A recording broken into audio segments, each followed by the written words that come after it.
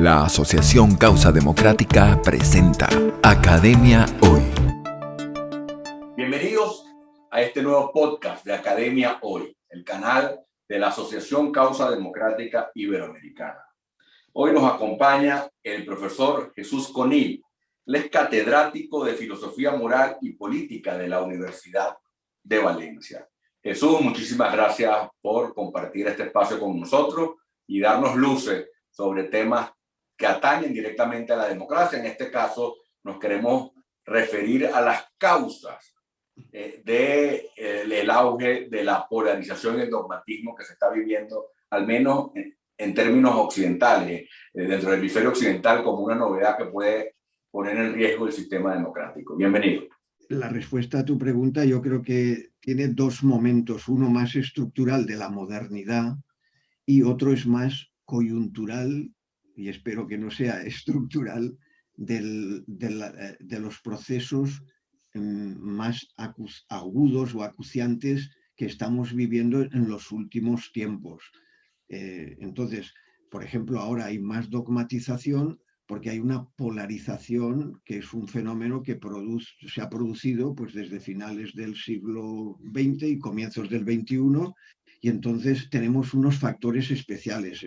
La crisis económica, la crisis ahora sanitaria, la polarización social y política y de los populismos, todo esto. Pero yo creo que también hay unas razones de fondo que son la dificultad de vivir la libertad y el pluralismo, porque la democracia liberal es la forma de gobierno que tiene a la base y relación con ella una forma de organizarnos en otros campos como la economía y la cultura. Y eso tiene unos supuestos sociales y morales, sin los cuales no tiene sentido hablar de la libertad ni tiene sentido hablar del pluralismo, porque si uno de verdad piensa que uno solo puede tener verdad y todo el que no tiene esa verdad ya está en la falsedad, pues entonces no duda, ya no hay duda posible, porque se elimina toda la duda. La duda es precisamente, está dentro de un modelo de razón que como es vital, como se sabe limitado, como se sabe frágil, como se sabe que no lo puede saber todo y que incluso lo que sabe lo sabe de una manera falible, entonces se introduce ese falibilismo dentro del modelo de razón. Pero si antes la razón era objetiva, segura, cierta, porque lo que era la verdad bien redonda, entonces si no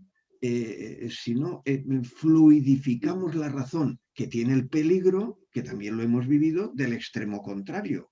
De tanto fluidificar, pues ya no hay verdad, ya no hay razón, la razón se ha debilitado, ese es el otro extremo.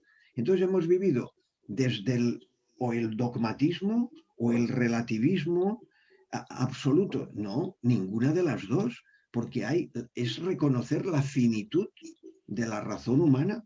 Y los clásicos del pensamiento, los más grandes clásicos del pensamiento, lo han expresado. Por ejemplo, algo que le gusta mucho a Ortega.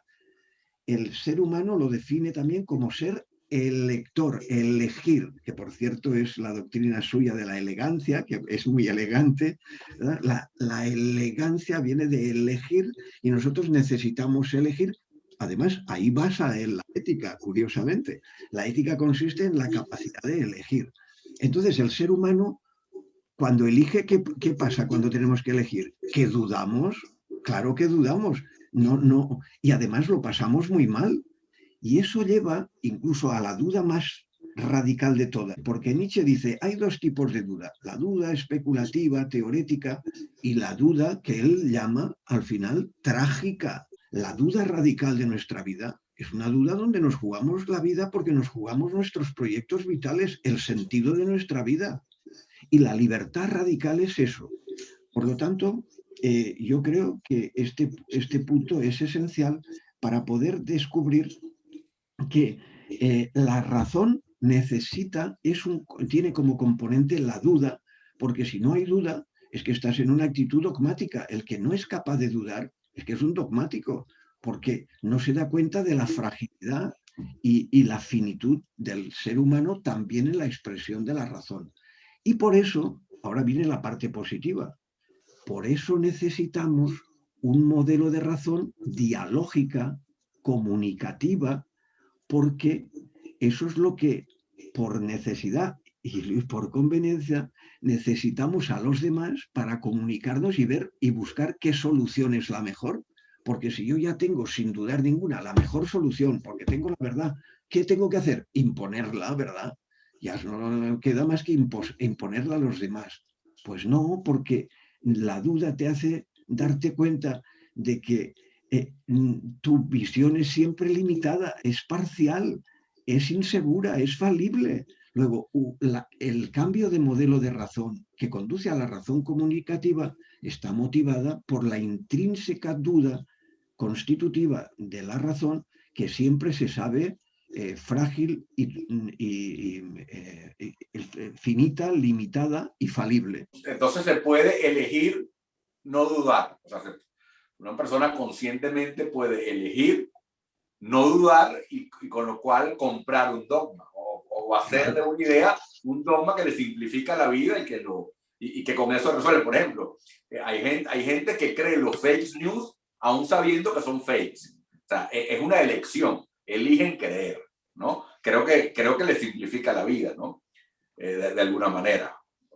Claro, es que lo primero que busca todo ser humano es la seguridad, las sociedades. Entonces, eso conecta hasta con lo más animal, como tú has dicho antes, es decir, la primera tendencia, incluso le podríamos llamar instinto, es la búsqueda de la seguridad, porque te pones alerta, es la capacidad de reacción de alerta, tienes que estar alerta porque buscas la seguridad. Entonces, el dogmatismo es una respuesta que lo que busca también es seguridad, porque entonces ya a lo que respondes también es a la búsqueda de seguridad. Estás mucho más seguro con un dogma, y esto lo vieron muy bien. Además, las corrientes contemporáneas, yo he eludido por completo aludir a cuestiones filosóficas explícitas, pero esto es muy típico de corrientes importantísimas como el racionalismo crítico en la filosofía contemporánea, que intenta expresar y sacar a la luz esta tendencia del ser humano diciendo, sí, buscamos seguridad, buscamos certeza, pero no es lo mismo certeza que verdad. Claro. Y menos una verdad única o pensamiento y verdad única. Que es y lo además, que contradice la democracia, ¿no? El pluralismo democrático. Exactamente. Y entonces, además, eso imposibilita la democracia, imposibilita la base de la democracia, que es el pluralismo, porque la democracia es el modo de organizar la visión plural de la vida y las razones plurales de las cosas y de las soluciones a las cosas. Porque si alguien es capaz de buscar y de encontrar la verdad completa, pues hombre, ¿quién tiene que estar en contra de eso si fuera posible? Pero por eso lo moderno avanzado ha sido el reconocimiento de que somos limitados y de que el uso de la razón necesita los otros usos de la razón de los demás, que nadie tiene la verdad completa, porque nadie tiene la visión completa del todo. Por eso el que cree que tiene la visión completa del todo, que es un totalitario, y los regímenes totalitarios, todavía al día, pues son los que creen o hacen creer que hay un instrumento capaz de saber cuál es la verdad completa y la quieren imponer y la imponen, pero entonces ya es una cuestión de poder. La nueva etapa que está comenzando, que sabemos que es nueva, ¿hacia dónde irá? O sea, ¿será esta digitalización?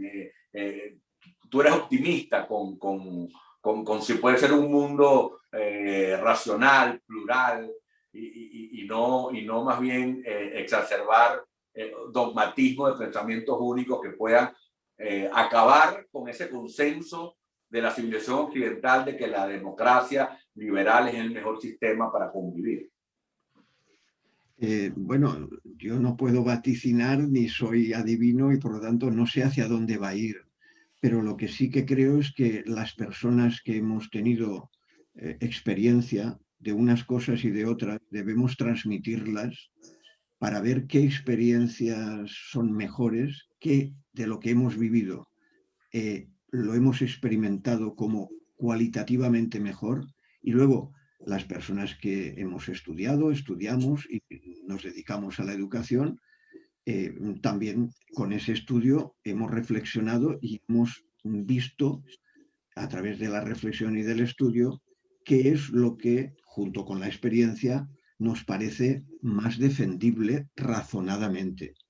Yo no sé si este planteamiento se puede transmitir, es lo que intento hacer. Y entonces comprometernos a, en esa transmisión, decir que la democracia liberal ha sido la mejor forma de gobierno a partir del gran principio de la libertad, que es el gran principio moderno, a diferencia de otros pensamientos como el dogmático u otras formas de convivencia, que es la tiranía, los autoritarismos, los autocratismos y las tiranías que están vigentes al día de hoy todavía en la mayoría de los países del mundo, porque las democracias liberales son minoría y además, como estamos viendo, están pasando por una crisis que incluso se habla de democracias y liberales o no liberales. Eso no son democracias, eso es un defecto, una degradación, una degeneración. Por lo tanto, nosotros lo que tenemos que hacer, no sé si es tanto vaticinar, porque yo no tengo esa capacidad, pero sí promover que aquellas personas, grupos, instituciones como las vuestras y otras, defendamos con argumentos aquellos valores que nos parecen fundamentales, como la libertad y los medios y canalizaciones que más la promocionan, tanto en la vida política, en la vida social y económica, porque la economía en esto es muy importante y no hemos entrado, porque una de las razones por las que ha habido esta devaluación ha sido también por la crisis económica, que ha dejado insatisfechas, ha dejado muchas heridas y no es fácil de restañar. Y entonces pues hay una desconfianza enorme en las instituciones. En fin, hay una serie de problemas, no solo los más teóricos filosóficos, a los que quizá nos hemos dedicado demasiado, pero habrá tiempo para otra cosa, pero la democracia como expresión en el orden político de un trasfondo que es el principio de la libertad que se expresa en el pluralismo y una razón que permita, que oxigene la pluralidad, el pluralismo. Porque si alguien piensa que la razón es monolítica, pues al final no va a permitir que nadie piense de otra manera y lo querrá imponer. Por eso el cambio en el modelo de razón, volvemos al principio, es básico. Y luego, ¿cómo se expresa eso? Por ejemplo, podríamos decir a la vida, para promocionarlo, segunda parte de promoción, para que sea posible el pluralismo, necesitamos compartir, tener unos vínculos comunes, lo que Adela Cortina llama una ética cívica, una ética mínima, unos mínimos morales, y luego podemos tener unos plurales, un pluralismo de perspectivas de la felicidad, del sentido de la vida. Pero si no tenemos un elemento común, un modo de vivir común, unas normas básicas morales de convivencia, de respeto, por ejemplo, el respeto mutuo. ¿Cómo va a haber convivencia si no hay respeto mutuo? Si lo que tenemos es agresión. En el otro vemos al enemigo, ni siquiera al adversario, al enemigo.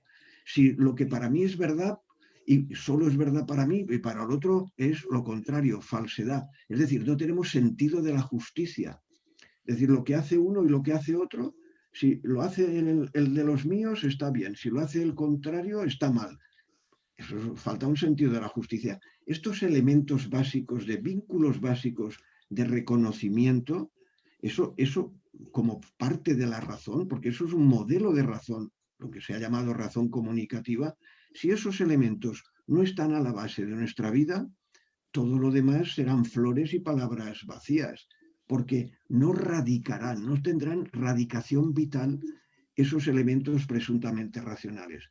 Entonces, yo no soy capaz de vaticinar, pero sí de proponer que aquellos que defendemos la libertad, a través de la economía, a través de la política, a través de la cultura, de la educación, en todos los campos, buscando los mecanismos, pues lo favorezcamos con canales como estos o como los que sea, porque si no, los que se llevarán el gato al agua, los que vencerán, son aquellos que serán los enemigos de la libertad. Y eso, por desgracia, sería una desgracia para las nuevas generaciones.